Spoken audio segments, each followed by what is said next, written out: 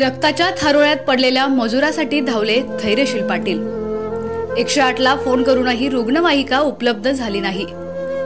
त्यामध्ये सुधारणा नाही झाल्या तर आचारसंहिता झाल्या तीव्र पद्धतीचं आम्ही आंदोलन 108 अँब्युलन्स मध्ये करणार आहोत। पुसेसावळी येथील एक मजूर गोंदवले येथे कामानिमित्त आला होता।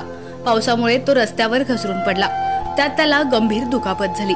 या दरम्यान संबंधिताला उपचारार्थ दाखल करण्यासाठी 108 या टोल फ्री नंबरवर संपर्क साधण्याचा प्रयत्न केला असता कोणताही प्रतिसाद मिळाला नाही। त्यामुळे महाराष्ट्र नवनिर्माण सेनेचे सातारा जिल्हाध्यक्ष धैर्यशील पाटील यांनी खाजगी गाडी पाठवून देत संबंधित रुग्णाला दहिवडी येथील ग्रामीण रुग्णालयात दाखल केलं। यानंतर त्यांनी पत्रकारांशी संवाद साधला। फोन लागल्यानंतर त्यांनी गाडी पाठवतोय, येतोय, दहिवडीची गाडी मेंटेनन्सला गेली, ह्याची गाडी इकडे गेली, ह्याची गाडी इकडे गेली अशी आम्हाला कारणे सांगितली। तो मजूर रक्ताच्या थारोळ्यात पडलेला होता।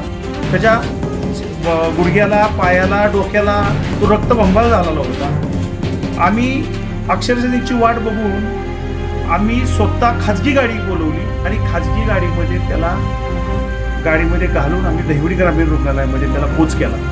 ही गोष्ट इतकी वाईट आहे। जर शासन ह्या 108 वाल्यांना पगार देत असेल, मदत करत असेल किंवा त्यांना फंड देत असेल आणि ही जर एखाद्या गरीब मजुराची जर मजुरांना सुविधा पोचवू करत नसतील, सुविधा देत नसतील, तर ही अतिशय गोष्ट चुकीची आहे। यावेळी दत्ता बागल, तानाजी रणपिसे, ग्रामपंचायत सदस्य निलेश सोनवणे, विश्वराज कट्टे, लखन पारसे, नितीन देसाई आदी ग्रामस्थ व मनसैनिक हजर होते।